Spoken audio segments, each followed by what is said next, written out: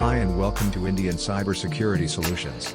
Let's know how to write the GDPR Data Privacy Notice in 2020.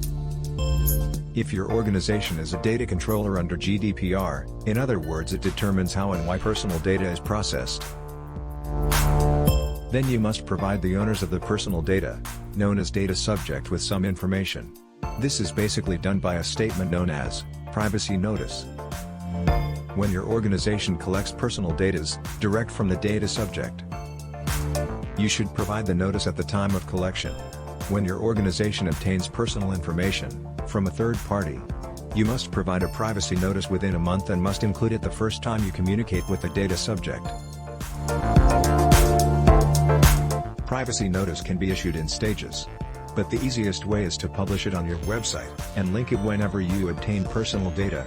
If you don't have a website, you should make a physical copy of your privacy notice available.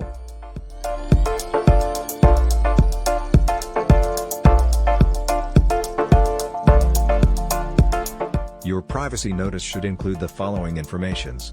Contact details. You should mention the organization's name, addresses, email addresses, telephone number, and if you have appointed a DPO, data protection officer, you should also include their contact details. Types of personal data. Under the GDPR, the definition of personal data is a lot broader. You should list everything you have collected and be specific as possible. You should also state where you have obtained the data, if you haven't got it from the data subject. Lawful basis. You can process personal data only if 6 lawful basis implies. 1. The data subject has given their explicit consent on the processing of the personal data on one or more specific purposes. 2. Processing is necessary for the performance of the contract, to which the data subject is party or takes step to the request of the data subject, prior entering into the contract. 3. Processing is necessary for the compliance with the legal obligation, to which the controller is the subject. 4.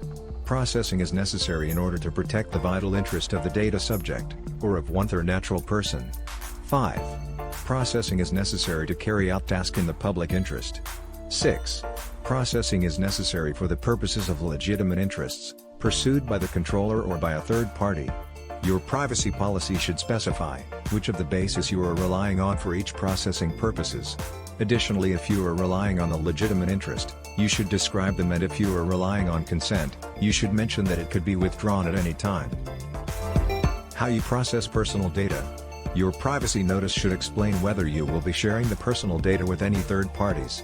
It is also advisable to state how you protect and share data, especially when sharing it with third parties outside the EU.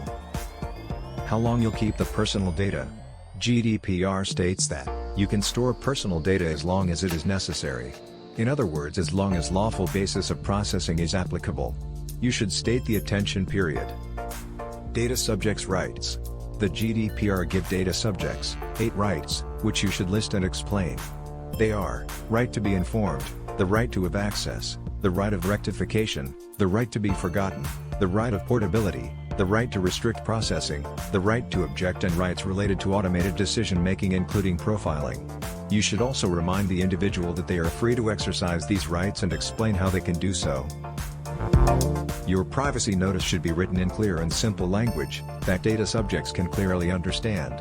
This is particularly important when you are processing children personal data, as you need to write in a language that is relevant to the age group. You should use active voice, and avoid terminologies that are confusing to the data subject. Avoid words like same, often, may and might, as they are purposefully vague.